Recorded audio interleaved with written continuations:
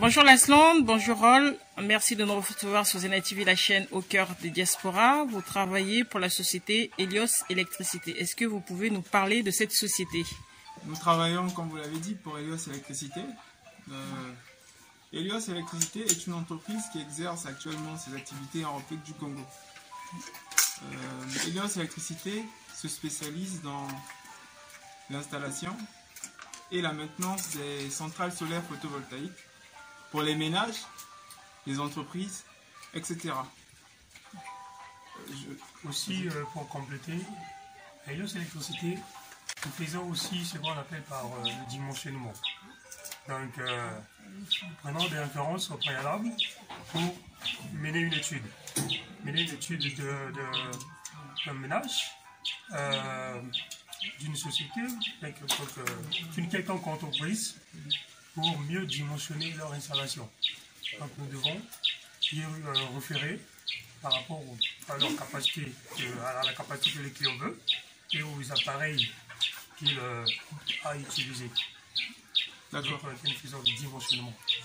Alors la question aujourd'hui est de savoir comment on devient aujourd'hui un agent pour travailler chez vous. Quelles sont les compétences qu'il faut avoir ou quel cursus scolaire il faut aborder? Pour travailler chez Helios aujourd'hui, les caractéristiques ou bien les compétences que nous exigeons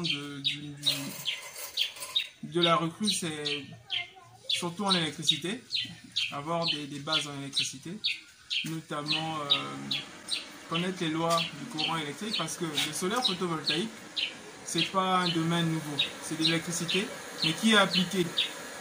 En solaire photovoltaïque, c'est le courant continu, parce que les modules captent la lumière. Les modules, c'est ce qu'on appelle les panneaux solaires, captent la lumière pour produire un courant continu. Donc c'est de l'électricité. Il faut avoir des compétences en électricité. Mais nous sommes une entreprise. Donc une entreprise, il y a plusieurs services. On n'a pas besoin que des électriciens.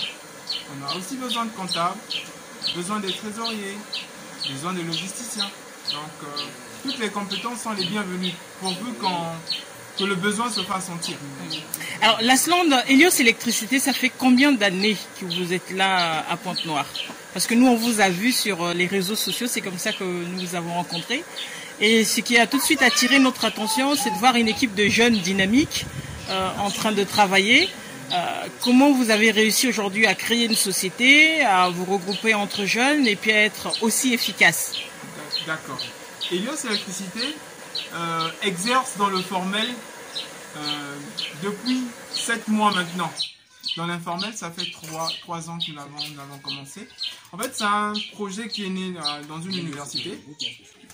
5 étudiants, 5 anciens étudiants de l'école africaine de développement ont décidé de mener des réflexions sur les problèmes d'électricité au Congo-Brazzaville. Et nous savons qu'il y a beaucoup de problèmes. Il y a beaucoup de problèmes, beaucoup de problèmes. Donc on a décidé d'aider la population congolaise en apportant notre pierre à l'édifice. Donc notamment, parmi ces problèmes, on peut citer, vous savez, ce qu'on appelle le délestage. Vous êtes dans un quartier, mais il y a plusieurs lignes. Il y a une ligne qui est électrifiée, une autre qui n'est pas électrifiée, alors que la source est le même transformateur. Donc pour lutter contre ce délestage-là, on a proposé par exemple, ou bien on propose aux populations congolaises de produire et de consommer de façon responsable leur électricité. J'allais aussi ajouter qu'il y a notamment le problème de facturation. On se retrouve dans le fait que vous payez plus que ce que vous avez consommé. Donc le consommateur est même étonné du montant de la facture. Donc pour ne pas avoir à subir, donc on propose au consommateur toujours de produire son électricité, de gérer sa consommation. Donc Helios Électricité, c'est ça. Il y a plusieurs problèmes. Vous savez bien aussi que le circuit, le réseau électrique national est vétuste. Les câbles prennent feu à tout moment. Les appareils ne supportent pas les charges, donc il fallait lutter contre tout ça. Est-ce que quelque part vous ne surfez pas un peu sur la vague des problèmes de la société EDC, se dire aujourd'hui les clients sont insatisfaits, fâchés, donc il y a une alternative. Vous êtes, on va dire, le plan B. Ben, nous ne sommes pas le plan B parce qu'on est à l'ère de l'écologie aussi, hein, de la transition écologique, j'allais dire. Ben, les centrales électriques aujourd'hui ont leurs limites, surtout les centrales hydroélectriques. On prend par exemple la centrale Limbulu. Quand on va dans les plateaux, on voit l'inondation que cela cause sur les cultures vivrières des populations riveraines qui sont inondées. Donc il n'y a pas que ce problème de surfer sur la vague. C'est pas seulement pour résoudre les problèmes de caresser, comme on dit ici, de la société nationale, mais on veut participer aussi à ce mouvement mondial-là pour préserver notre planète en apportant une énergie qui est écologique et qui utilise une ressource largement disponible. Le soleil en Afrique, vous savez que c'est tout le temps, en toute saison, c'est pas seulement en été comme en Europe. Chez nous, c'est en saison sèche, en saison de pluie. Est-ce qu'aujourd'hui, un ménage qui décide d'installer des panneaux solaires doit payer une taxe à l'État? Aujourd'hui, parlant de la taxe de l'État, nous n'avons pas encore pris connaissance de cette taxe-là. Et qu'aujourd'hui, nos clients ne savent pas s'il faut payer cette taxe.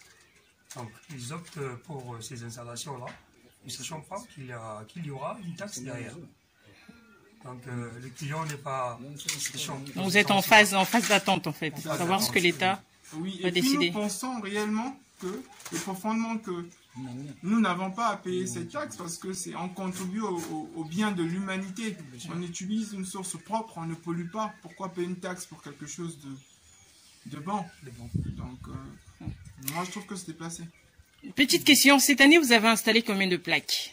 Donc, combien de foyers en termes de quantité? Un chiffre d'affaires. C'est la première fois qu'on va avoir un chiffre d'affaires. En général... Oui, on est de 11 millions. Hein. 11 millions, donc on est à 11 millions 500. On est à 15 installations en 7 mois. Bravo. Qui fait quelque chose de 14,5 kW crête. 15 installations. Donc parce que les Congolais sont encore dans l'appréhension, on joue deux rôles. On est pédagogue, on est installateur. Donc ça nous prend beaucoup de travail, beaucoup de temps et c'est difficile de convaincre les gens d'opter pour le solaire photovoltaïque. Et finalement, quel est le retour des consommateurs, ceux qui ont installé? Le retour, il est positif. Hein. Ils n'ont plus de problème de délestage. Bon, vous savez, le client émet un besoin. Et ce besoin, souvent, ne comble pas tous ses désirs en puissance électrique. Donc, on se retrouve souvent avec des clients qui ont opté pour un kit. Il ne va alimenter que des lampes. Va faire fonctionner une télévision. Mais les gros appareils ne vont pas fonctionner tels que les machines à laver, les congélateurs. Donc, le client se retrouve parfois il reste avec sa faim, quoi. Donc, beaucoup nous rappellent pour augmenter en puissance afin d'utiliser leur machine. Mais il y a un retour positif. Ils découvrent le solaire. Ils sont contents. Alors, l'Aslan des rôles, c'est vrai que nous sommes en pleine pandémie. Quel est le message que vous souhaitez faire passer à la jeunesse congolaise? Parce qu'on dit souvent, il n'y a pas de boulot au Congo, c'est compliqué, les débouchés sont difficiles. Et là, on rencontre des jeunes qui sont en train de, excusez-moi d'expression, charbonner depuis quelques mois. Quel est le message que vous souhaitez faire passer à la jeunesse congolaise? Moi, je veux donner un message. Mon collègue va donner un message. Mon message aux jeunes congolais, c'est d'entreprendre. Vous savez, le Congo a plus besoin d'entrepreneurs que des gens qui cherchent du travail. Nous devons penser aux générations futures qui arrivent. S'il y a plusieurs entreprises ici au Congo-Brazza, détenues par les Congolais de Brazzaville, croyez-moi, le Congo sera un pays riche parce que la richesse créée va rester dans notre pays. Et ça va aider notre pays à se développer. C'est ce que nous cherchons parce que si plusieurs jeunes cherchent aujourd'hui à aller en Europe, c'est pour toucher ce développement que les autres, pour lequel les autres se sont battus. Donc nous devons le créer chez nous. Mais il n'y a que l'entrepreneuriat qui puisse nous aider à le faire. Pas travailler chez quelqu'un, mais créer soi-même de la richesse dans une entreprise, en créant une entreprise. En fait, c'est mon message. Je vais laisser. Par contre, je veux dire, pour aider nos jeunes frères congolais, donc, nous sommes tous des ingénieurs, nous partons à l'école, après une certaine formation. Donc après cette formation-là, il faut chercher à appliquer cette formation. Chercher à appliquer cette formation après les études pour pouvoir apporter quelque chose de plus à la nation. Donc, tel que nous sommes lancés dans l'écologie, avons des panneaux solaires photovoltaïques, des modules solaires photovoltaïques sur l'énergie renouvelable. Donc, nous conseillons aussi nos chers frères compatriotes d'opter pour l'entrepreneuriat, créer des entreprises afin d'aider nos jeunes frères d'obtenir du travail, de ceux qui ont le diplôme et de ceux qui n'en ont pas. C'est tout ce que j'allais dire. Merci. Merci beaucoup. Alors aujourd'hui, moi je vous ai accompagné au domicile d'un particulier. Merci beaucoup à eux de nous avoir ouvert les portes de chez eux pour vous accompagner dans l'exercice de votre métier. Ici, ce que nous sommes en train de faire, c'est la maintenance d'une installation qui existait déjà.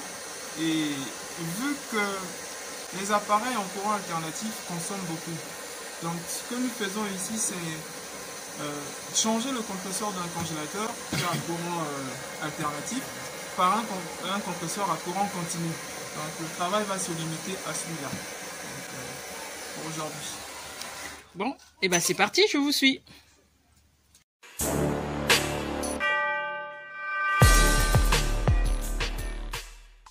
Donc ici, les deux câbles là-bas, c'est l'arrivée des modules qu'on appelle les panneaux solaires.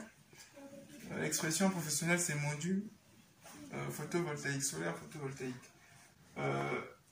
L'arrivée des modules débouche sur le régulateur, un régulateur de charge et de décharge des batteries. Donc son rôle, c'est de contrôler la charge, comme son nom l'indique, et la décharge des batteries. Il ne faudrait pas qu'on arrive à un stade où les batteries sont trop chargées ou déchargées. Les deux ont la même conséquence, c'est précipiter la durée de vie des batteries. Donc si on avait par exemple 5 ans pour les batteries, on aurait peut-être 6 mois, 3 mois. C'est ça le rôle du régulateur de charge. Il est connecté aux batteries, vous voyez les deux câbles là qui vont aux batteries. Mais par contre ici il y a un problème, on ne connecte que les batteries qui ont la même capacité. Donc si vous avez 100 ampères-heure, vous devez mettre toutes les batteries. Si vous avez deux batteries de 100 ampères-heure, vous devez les mettre ensemble.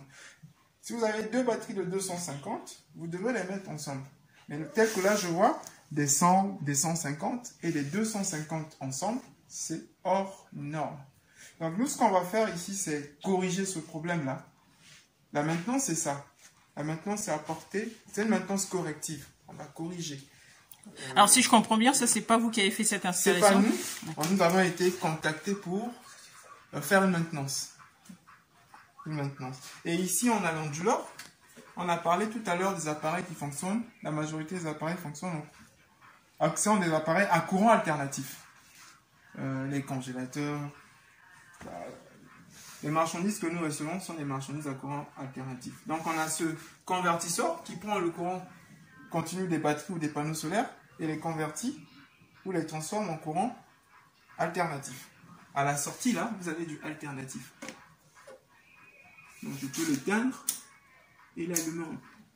Donc vous avez une tension de 220, ça varie, 226 volts à la sortie. Et la tension d'entrée en courant continue à 21 volts, 27 volts. Donc ça veut dire qu'on a un système en 24 volts. Les batteries sont connectées en parallèle puis en série. Donc ce sont des batteries de 12 volts. Et là, l'onduleur, vous voyez même que la capacité est très élevée. On est à 5000 watts. Alors que la puissance installée des modules, c'est 750. Donc on devrait avoir un onduleur de 1000 maxi ou bien de 2000.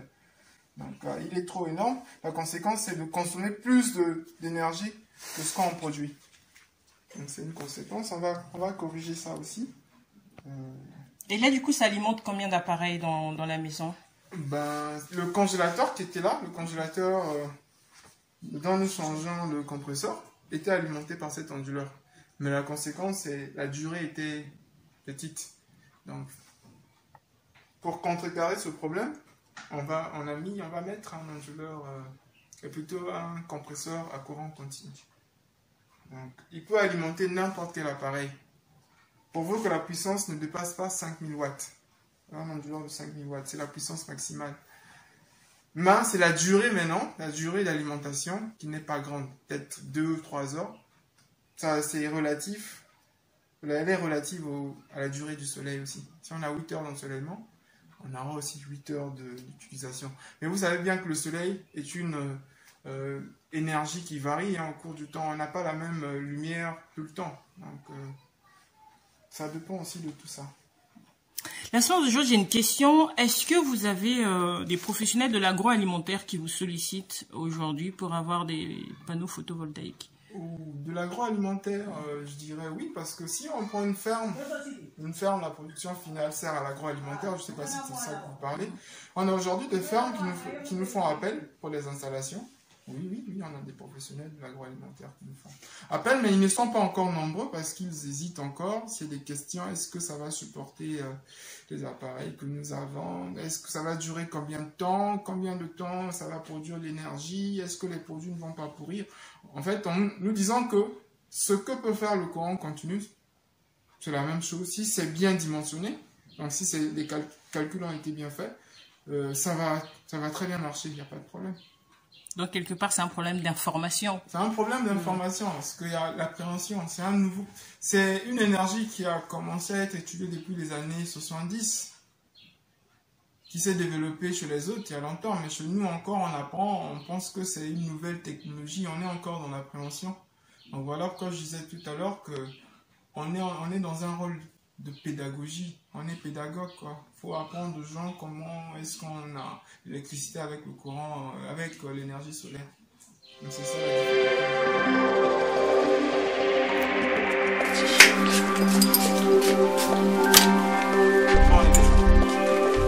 Bon, c'est bien, faut garder.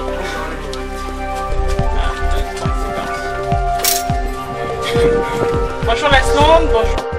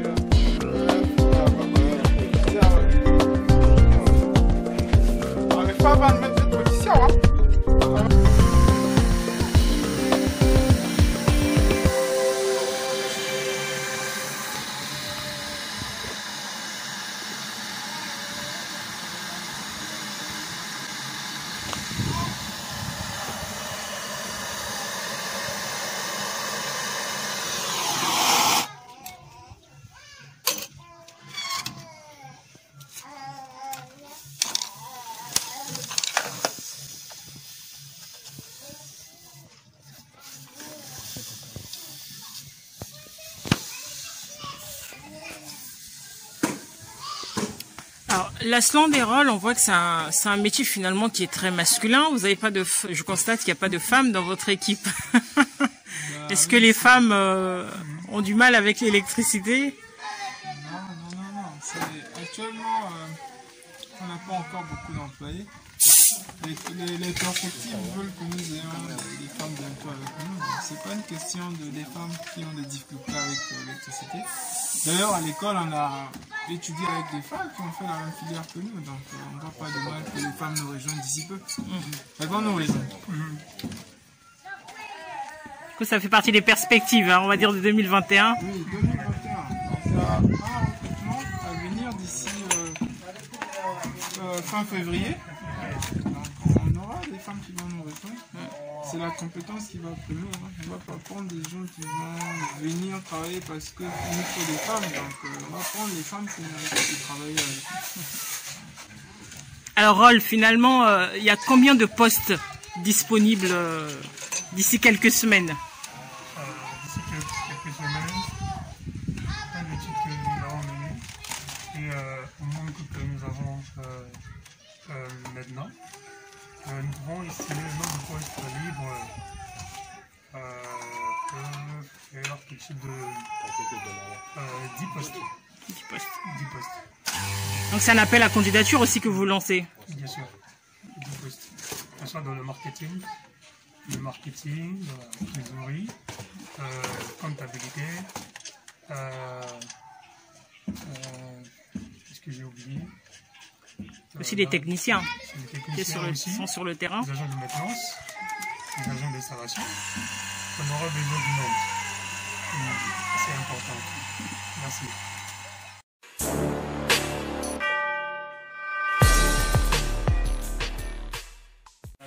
Bonjour Chanel. Bonjour. Merci de nous recevoir ici chez vous. Donc vous utilisez les panneaux photovoltaïques et on voudrait avoir votre avis en tant que consommateur d'énergie solaire et surtout par rapport à votre retour de la société Helios. Bon, depuis que j'ai commencé à utiliser les panneaux solaires, aujourd'hui ça me fait pratiquement 2 ans que je l'utilise. Je suis vraiment à l'aise avec ça et j'ai pas un problème avec l'électricité du pays. Le jour avant-hier, j'ai consulté les autres, j'avais un petit souci avec mon congélateur. Il fallait que je puisse adapter un compresseur typiquement du système solaire et je leur ai fait appel. Aujourd'hui, ils m'ont vraiment recommandé que c'était très nickel et je suis vraiment très content. Je félicite vraiment mes frères, que Dieu puisse leur bénir et puis bon chemin. Petite question, est-ce que ça a été un frein de vous dire que c'est des jeunes que vous appelez aujourd'hui qui vont intervenir chez vous? Au départ, oui. Je me disais, est-ce qu'ils vont essayer de faire quelque chose? Est-ce que... Mais en fin de compte, j'ai compris que c'était de très bons gars. Ils savent le boulot et ils connaissent le boulot. Merci beaucoup Chanel. Merci, je vous en prie.